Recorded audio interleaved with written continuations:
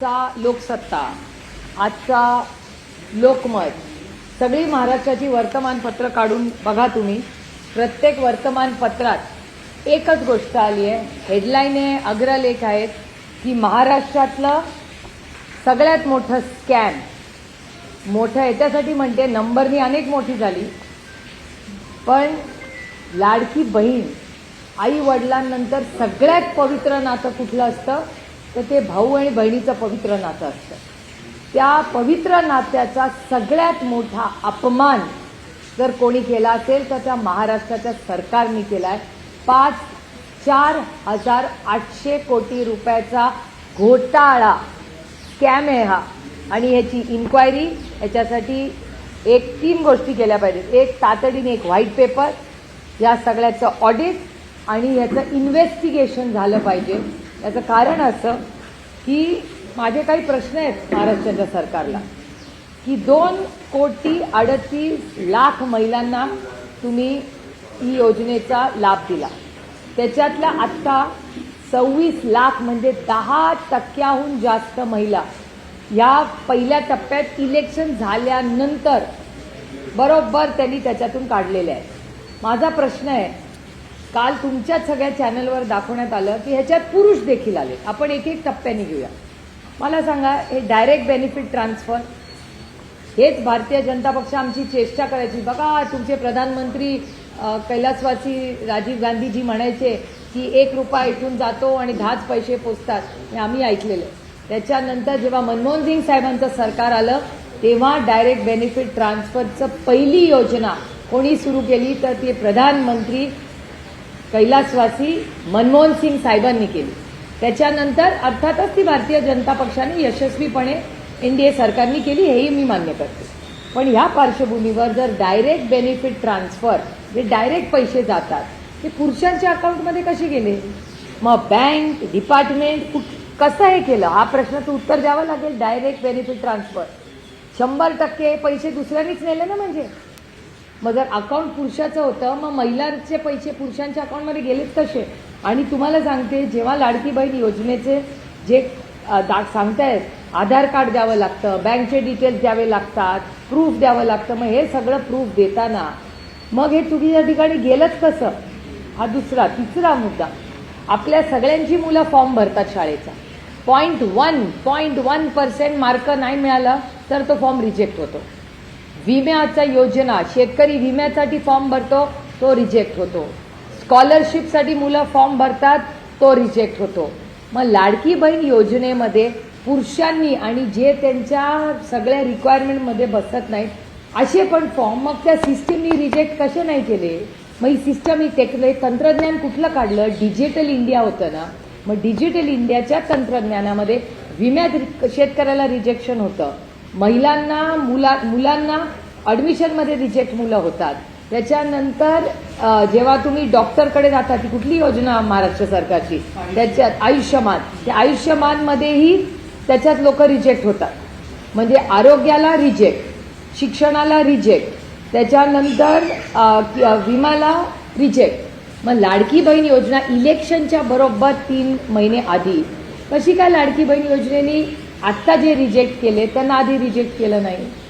हे स्कॅम नाही तर काय. त्याच्यानंतर 3 महत्वाच्या स्कीम्स आहेत, शिक्षण, आरोग्य आणि महिलांच्या आधी स्कीम.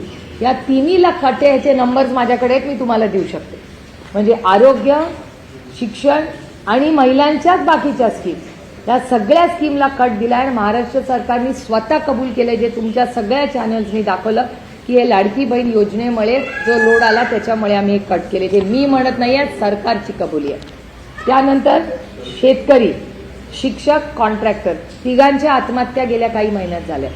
मकरंद आबा पाटलांनी असेंब्लीमध्ये महाराष्ट्राच्या कबूल केलंय की दर 3 तासाला जानेवारी, फेब्रुवारी आणि मार्च, म्हणजे फक्त 2025चं मी सांगते, जानेवारी, फेब्रुवारी आणि मार्च 3 महिन्यामध्ये 750 शेतकऱ्यांच्या आत्महत्या झाल्या 3 महिन्यात. म्हणजे हिशोब काढला तर दर 3 तासाला महाराष्ट्रात 1 शेतकऱ्याची आत्महत्या होते. विचार करा तुम्ही. आणि कर्जमाफी करणार झाली नाही. आता या सगळ्या परिस्थितीत हा सगळा या लाडक्या बहीण योजनेचा लेखाजोखा, बहिणींना पैसे दिले, आनंद आहे, मी त्या स्कीमचं स्वागत करते. पण त्याच्यात जर भ्रष्टाचार होणार असेल आणि तो छोटा मोठा नाहीये, 4,800 कोटी रुपयाचा स्कॅम भ्रष्टाचार या स्कीममध्ये झाला. या पहिल्या टप्प्यातला आहे. अजून किती नावं करतील, आता हे इलेक्शन आल्यावर आणि काय या स्कीमचं होईल याचं उत्तर माझ्याकडे नाही. पण महाराष्ट्राची आर्थिक परिस्थिती ही गंभीर आहे, हे मी एकटी म्हणत नाहीये. राज्यातले अनेक मंत्र्यांच्या स्टेटमेंट्स तुमच्या सगळ्या मीडियामध्ये आलेले आहेत आणि सरकार कबूल करते आणि data speaks louder than words. म्हणजे डेटाच सांगतोय ना आपल्याला. त्याच्यामुळे मी विनंती करते महाराष्ट्र सरकारला की याच्यावर SIT बसवा. आणि मला प्रश्न पडतोय की ज्यांनी फॉर्म भरून कोणी घेतले आणि कसे घेतले आणि हे 26 लाख फॉर्म पहिल्या टप्प्यात रिजेक्ट कसे नाही झाले. मग कुठलं सॉफ्टवेअर होतं, कुठली स्कीम होती, स्कीमचा हे सॉफ्टवेअरपासूनच घोटाळा आहे ना. हा काय छोटा मोठा घोटाळा नाही आहे. आणि हा घोटाळ्याचं उत्तर सरकारला द्यावं लागेल. हे पूर्ण सरकार त्याला जबाबदार आहे आणि त्यांचंच म्हणणं आहे की हे सगळ्यात चांगलं चालणारं डिपार्टमेंट आहे. तर महाराष्ट्र सरकार म्हणतंय की त्यांचं महिलांचं डिपार्टमेंट हे सगळ्यात चांगलं चालतं आणि त्याच्यातच 4,800 कोटी रुपयाचा जर घोटाळा निघत असेल आणि चुकीच्या पद्धतीने ही कामं झाली असतील तर त्याला जबाबदार महाराष्ट्रात संपूर्ण सरकार आहे आणि ह्याचं उत्तर महाराष्ट्राच्या माननीय मुख्यमंत्र्यांना द्यावंच लागेल. त्यांच्या मंत्री होत्या त्यावेळी फॉर्म भरून घेण्यात आले. पुन्हा एकदा त्यांना त्याच खात्याचं मंत्री केलेलं आहे आणि त्याच खात्यामध्ये हा कथितरित्या मोठा घोटाळा आकडेवारीनुसार आपल्याला पाहायला मिळतोय. काही कारवाई एक तर माझं म्हणणं आहे अदिती तटकरे या एक युवा नेत्या आहेत, त्यातून एक महिला आहे.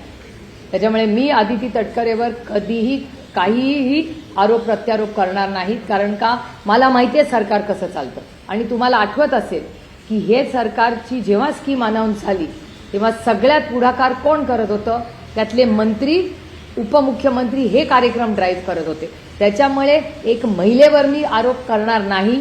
मी त्या महिलेला त्याच्यासाठी जबाबदार ठरणार नाही. तो सरकारचा प्रोग्राम आहे. सरकारची इन्क्वायरी झाली पाहिजे आणि सरकारने त्याचं उत्तर दिलं पाहिजे. आता पुरुषांनी याची जबाबदारी घेतली पाहिजे. कारण का हा सरकारची जबाबदारी नाही आहे. बघा तुम्हाला मोठं पद हवं असतं ना किंवा लिडरशिप हवी असते ना, तेव्हा लिडरशिपनी अशा वेळीच आपल्या मंत्र्यांचं पारदर्शकपणे आणि चूक आपल्याकडून झाली असेल तर आपल्या युवा मंत्र्यावर ढकलायचं नाही. त्याची जबाबदारी तिथल्या मोठ्या मंत्र्यांनी जे प्रशासनात आहेत ज्यांनी निर्णय घेतला त्या कॅबिनेटची त्याची जबाबदारी आहे. ह्याची जबाबदारी पूर्ण महाराष्ट्राच्या कॅबिनेटची आहे. कारण का हा घोटाळा त्या कॅबिनेटनी अप्रूव्ह केलेला आहे. केंद्रीय तपास यंत्रणांकडून पण तपास नाही. पहिली मला असं वाटतं हा राज्यातला विषय आहे. राज्यांनी पहिलं आम्हाला व्हाईट पेपर, ऑडिट आणि इन्व्हेस्टिगेशन याची कमिटमेंट द्यावी आणि ते पारदर्शकपणे झालं पाहिजे. 4,800 कोटी रुपयाचा हा स्कॅम आहे. त्यामुळे हे पहिलं आम्हाला उत्तर दिलं आणि समजा महाराष्ट्र सरकारने सहकार्य नाही केलं तर मी केंद्र सरकारकडे पार्लमेंटमध्ये हा इश्यू रेज करतो.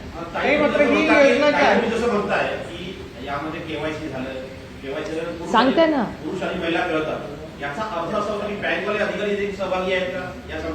नाही ते नाही मला सांगता येणार काय पद्धतीने याचं डिस्पर्समेंट झालं, काय झालं हे माझ्याकडे उत्तर नाही. मी कधीही कुणावरही आजपर्यंत कधीही खोटे आरोप केले नाहीत आणि मी करणारही नाही.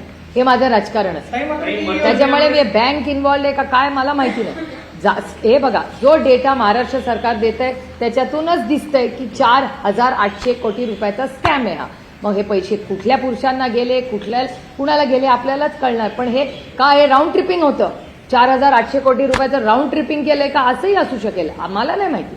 याची उत्तर आपल्याला सरकारने दिली पाहिजे म्हणून याची इन्क्वायरी झालीच पाहिजे. आणि मी याच्यात सातत्याने महाराष्ट्र सरकारच्या कष्ट करणाऱ्यांचे पैसे या सरकारने अशा कुणाला दिलेत याची माहिती आपल्याला आलीच पाहिजे. याचं ऑडिट झालं पाहिजे आणि ज्याची कोणीची चूक असेल किंवा ज्याची फायनल सही असेल या अप्रुव्हलसाठी त्याला शिक्षा झालीच पाहिजे. हा मताची कॉन्ट्रॅक्टरला काही कोटी रुपये आत्महत्या करावी लागते आणि पैशातून घेण्यासाठी या सगळ्या गोष्टीकडे सुरुवातीला दुर्लक्ष करण्यात आलं का? तुमच्या प्रश्नातच माझं उत्तर आहे.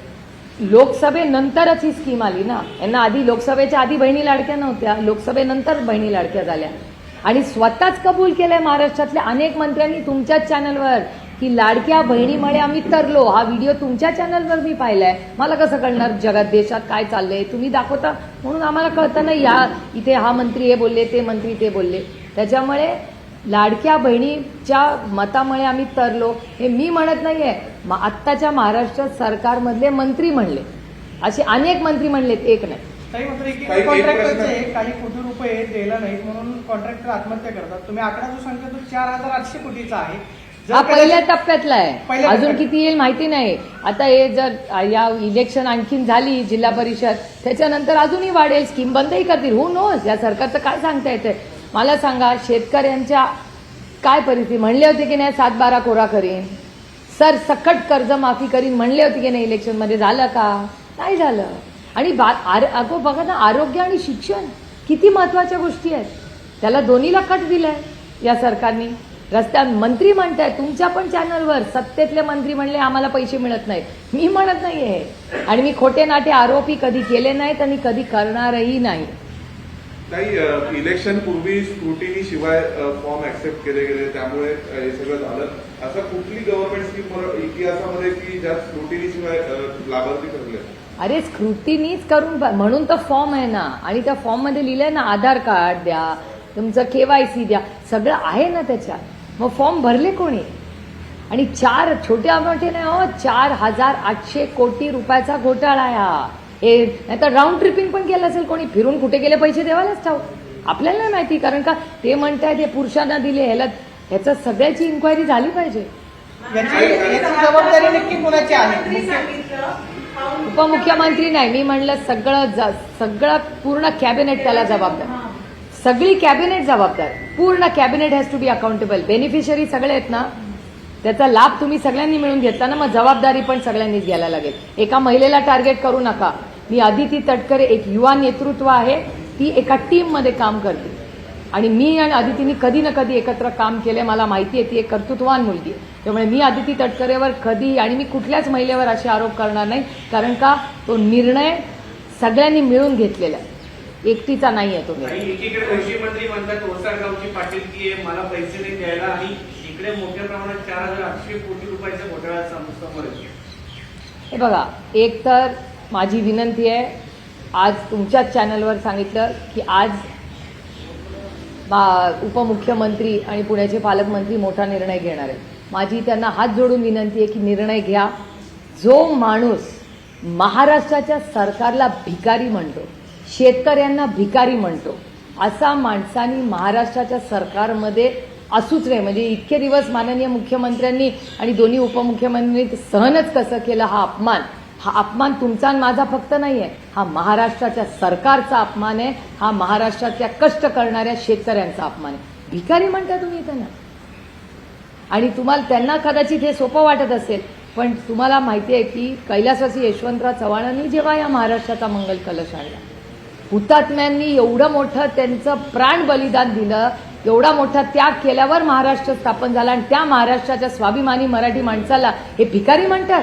कोण समजतात स्वतःला? मंत्री आहात म्हणून काही बोलाल? त्यांचा राजीनामा झालाच पाहिजे. आणि पहिली नाहीये, तिचं फ्रिक्वेंट सातत्याने माणूस चुका कसं करतं, पहिली चूक दुसरी चूक मी समजू शकते. अजितदादांनी तंबी दिली तरी 3री 4थी 5वी चूक होते. चूक ही पहिल्यांदा दुसऱ्यांदा माफ होऊ शकते, एकदाच खरं माफ होऊ शकते, दुसऱ्यांदा तिसऱ्यांदा तो चॉईस असतो आपला. आणि अजितदादांनी वारंवार सांगूनही माणिकराव कोकाटे चुका करतात, त्याचा अर्थ काय काढायचा आम्ही? की महाराष्ट्राचा अपमान केला आणि तुम्ही मंत्री झाले या राज्याचे? नाही चलेगा ये सर. एक प्रश्न असा आहे की सगळ्यांना उत्तर देते, सगळ्या. अरे बस सरकार काय करत होतं? सरकारी महिलांनी फॉर्म समजा भरले, यांनी घेतलेच कसे? रिजेक्ट व्हायला पाहिजे होता ना फॉर्म. माझा प्रश्न असा आहे की तुम्ही काहीतरी करेक्ट, म्हणजे फॉर्म, आता मी जर फॉर्म भरला कशासाठी, तुम्ही फॉर्म बघून भरा ना कुठलाही, 1 सेकंडमध्ये रिजेक्ट होतो फॉर्म. विम्याचा फॉर्म होतं की नाही शेतकऱ्याचा रिजेक्ट, ऍडमिशनचे होतात की नाही रिजेक्ट, आणि त्या IIT IIM ला कधी चालतं का वशिला कुणाचा? तीच सिस्टम आहे ना. डिजिटल इंडिया एवढं मोठं AI आहे. आता इथे मी बोलतेय तुमच्याशी, संपूर्ण महाराष्ट्रातला प्रत्येक चॅनल लाईव्ह दाखवतं, एवढं तंत्रज्ञान पुढे आलंय. आता एवढं तंत्रज्ञान असताना, एवढं पारदर्शक कारभार असताना 4,800 कोटी रुपयाचा एवढा मोठा घोटाळा, आणि तो पण बहिणींच्या नावाने. अहो, त्या पवित्र नात्याचा तरी काहीतरी मान ठेवावं. ही दुर्दैवी आणि खूप म्हणजे अस्वस्थ करणार आहे. काही दिवसांपूर्वी कॅगचा रिपोर्ट आला. कॅगच्या रिपोर्टमध्ये पण म्हटलं गेलं एक्साईज डिपार्टमेंटने जवळपास 120 कोटीचा लायसन्स रिन्युअलचा महसूल बुडवला. IRBला चुकीच्या पद्धतीने 70 कोटी माफ करण्यात आले. तर त्यामध्ये खूप ताशेरे ओढण्यात आले. नाही, CAGचे रिपोर्ट हे सिरियसली घेतलेच पाहिजे. जे रिपोर्ट येतात त्याची माहिती आणि फॉलोअप मी स्वतः घेते, कुठलंही डिपार्टमेंट असू दे. म्हणजे एक्साईजचा मी माझा अनुभव सांगते. हिंजवडीला म्हणजे माझाच लोकसभा मतदारसंघ आहे, तिथे शाळेच्या समोर, बरोबर शाळेच्या समोर बार आहे. मी कलेक्टरांना सांगितलंय की जर तुम्ही ही सगळी जी दुकानं अशी आहेत दारूची, जी शाळांच्या समोर आहे, हे बघा, देश नियम कायद्याने चालतो. ना तुमच्या मनाने ना माझ्या मनाने, तो नियम कायद्याने चालतो.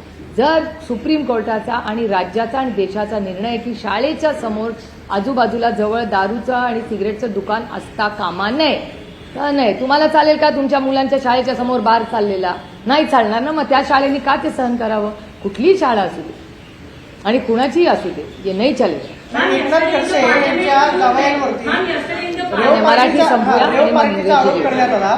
तर त्यांचं एकनाथ खडसेंचं असं म्हणणं आहे की त्याच्यामध्ये DJ नाही, लेझर नाही, घरगुती पार्टीला तुम्ही रेव पार्टी कशी काय म्हणू शकता? ते असे म्हणाले की पाळत ठेवली जाते. खरंच पुणे पोलिसांच्या कारवाईवरती तुमचा संशय आहे का? पुण्यामध्ये एवढ्या मोठ्या घटना घडल्या, तुम्ही त्या जवळ अनुभवलेल्या आहेत. आरोपी सापडायला जवळपास एक महिना लागला, मात्र घरी जाऊन रेड टाकण्यात आली आणि त्याला रेव पार्टी म्हणण्यात आली. याकडे कसं पाहतो? हे खूप दुर्दैवी. एक तर लोकांच्या कुटुंबात जाणं हे मला तरी पटत नाही. म्हणजे हे कुठल्याही म्हणजे आपली एक लक्ष्मण रेखा असते प्रत्येकाची, आणि आपल्यावर झालेले संस्कार, राजनीती एक तरफ आणि आपले वैयक्तिक संबंध एक तरफ. आपली माझी सगळ्यांची वैचारिक लढाई आहे, वैयक्तिक लढाई नाही. मी कुणाबद्दलही वैयक्तिक बोलत नाही आणि मी कधी वैयक्तिक कुणाबद्दल बोलणारही नाही. हे माझे संस्कारच नाही. पण त्याचबरोबर एखाद्या घरामध्ये कोणी काय करतं त्याच्यावर तुम्ही जाऊन रेप पार्टी म्हणून करत असाल तर हे मला असं वाटतं चुकीचं आहे. कुणाचं का असेल तो अधिकार. सगळे 18 वर्षाच्या वरचे, 21 वर्षाच्या वरचे होते ना तिथे, सगळे म्हणजे स्वतःच गेले होते ना, कोणी कोणाला पकडून तर नेलेलं नाही. आणि त्या सॅम्पल्समध्ये मला नाही वाटत माझ्या म्हणजे वर्तमानपत्रात आलेलं जे आहे त्याच्यात कुठे काय ड्रग्ज हे ते काहीच नाही दिलेलं, काहीच नाही आहे त्याच्यात, कन्झम्पशन नाही आहे, काहीच नाही आहे. मग हे आरोप कसले? आणि दुर्दैव आहे की महाराष्ट्राचं राजकारण इतकं गलिच्छ झालंय की एखाद्याच्या नवऱ्याचं पर्यंत हे पोचतं. म्हणजे आता माझा नवरा असेल, रोहिणीत अनेक असतील, भारतीय जनता पक्षाच्या अनेक कर्तृत्ववान महिला असतील, शिवसेनेतल्या कर्तृत्ववान महिला असतील, काँग्रेसमधल्या कर्तृत्ववान, आमचे नवरे बरेच जण असे आहेत ज्यांचे आमचे नवरे त्यांचा राजकारणाचा तीळ मात्र काही संबंध नाही, दूर तक संबंध नाही. अशा किती महिला आहेत या देशात, काश्मीर टू कन्याकुमारी, आणि सगळ्याच पक्षांमध्ये. आता तुम्ही आमच्याबद्दल काही बोलू शकत नाही म्हणून आमच्या नवऱ्यांना अटॅक करणार, ज्यांचा एक तर राजकारणाशी काही संबंध नाही आणि त्यांचा आमच्या कामाशीही काही संबंध नाही. आमच्या कुटुंबांना काही स्वतःचं आयुष्य जगायचा अधिकार नाही, त्यांच्यावर तुम्ही खोटे नाटे आरोप करणार. इतकं गलिच्छ राजकारण झालं आता की तुम्ही आम्हाला अटॅक करणार नाही तर आमच्या कुटुंबाला अटॅक करणार. हे खूप दुर्दैवी आणि त्याचा मी जाहीर निषेध करतो. राज्यात शेतकऱ्यांची दुरावस्था आहे आणि तसेच अजित पवार यांनी आज संध्याकाळी त्यांच्या वाढदिवसाच्या निमित्ताने स्नेहभोजन बोलवलं आहे, जिथे सगळे उपमुख्यमंत्री, सगळे मुख्यमंत्री वगैरे सगळे जाणार आहेत. तुम्ही हे कसं बघता? इतक्या घोटाळे निघतात, इतकी दुरावस्था आहे आणि एका ठिकाणी इतकं चांगलं स्नेहभोजन ताजलँड जाईल. त्यांचा पक्षाचा अंतर्गत प्रश्न. तर एक प्रश्न असा आहे की काल तुमचं भाषण ऑपरेशन सिंदूर विषयी अतिशय बॅलन्स होतं, पण काँग्रेसकडून काही जणांकडून असता प्रणिती शिंदेकडून वगैरे असं म्हटलं गेलं की हे झालंच नाही सिंदूर, हे तर मीडियाला हाताला धरून काही ना काहीतरी प्रोपोगंडा केला. हे बघा, एका सशक्त लोकशाहीमध्ये प्रत्येकाला आपलं मत मांडण्याचा अधिकार असतो. डिबेटमध्ये देशासाठी आम्ही 50 खासदार एक झालो, ज्याच्यात काँग्रेसचेही खासदार होते. आम्ही म्हणजे ज्या डेलिगेशनमध्ये मला काम करायची संधी मिळाली त्याच्यात काँग्रेसचे 2 वरिष्ठ नेते होते, मनीष तिवारीजी आणि आनंद शर्माजी. आम्ही सगळे एकत्र म्हणून देशासाठी आम्ही एकत्र आलो होतो. आणि जी परिस्थिती झाली, आणि मी तुम्हाला खरं सांगू, ऑपरेशन सिंदूर ह्याच्यापेक्षा हे ऑपरेशन सिंदूर झालं कशासाठी, त्याच्या मागचा इतिहास महत्त्वाचा आहे. ते पहलगामचा अटॅक. आणि माझी विनंती आहे तुम्हाला, तुम्ही कधी पुण्याला गेला ना तर जरूर आसावरी आणि कुणालला भेटा. आसावरी जगदाळेचे वडील ज्या पद्धतीने गेले, त्याची आई आजही, मी तुम्हाला त्यांचा एक पॉडकास्ट देते, जरूर तो प्रत्येक भारतीयानी, प्रत्येक माणसानी, ज्याच्यात माणुसकी जिवंत आहे त्यांनी तो पाहिला. काय त्या कुटुंबाची चूक आणि तिला काय उत्तर देऊ मी काल माझ्या भाषणात तेच सांगत होते की हे सगळं झालं, आर्मीनी चांगलं काम केलं, आपण अटॅक केलं, सगळं झालं, पण आसावरीचे बाबा आणि कुणालचे बाबा त्यांना नाही ना आपण परत आणू शकत. त्यांना काय उत्तर देऊ मी? ते मला नेहमी विचारतात, ताई त्या आतंकवाद्यांचं काय झालं? हा प्रश्न आहे ना. अजूनही ते कोण लोक होते, 4 कुठून आले, कुठून गेले, काय झाले अजूनही आपल्याला माहिती नाही. त्यामुळे हे खूप चिंताजनक आहे. आणि हा सगळा जो डिबेट होता हा फक्त कुणाचा यशाचा नव्हता हो, काही घरं उद्ध्वस्त झाली त्याची चर्चा आहे. त्याच्यामुळे ते सगळं डिबेट गांभीर्यानेच घेतलं पाहिजे. अर्थातच कुठे गेले पैशाचा ऑडिट झालं पाहिजे आणि मिळाले पाहिजेत ना. असं कसं होणार? 4,800 कोटी रुपये, काय छोटी अमाऊंट नाही आहे ती. हे पैसे गेले कुठे? आणि मला भीती अशी आहे की हे आत्ता 26 लाख कमी केलेत, त्याच्यानंतर ते अजून पुढच्या स्कीममध्ये आणि केले तर आपल्याला अडचण होईल. म्हणजे मला भीती आहे की इलेक्शन झाल्यावर आणखीन लोक कमी करतील का काय.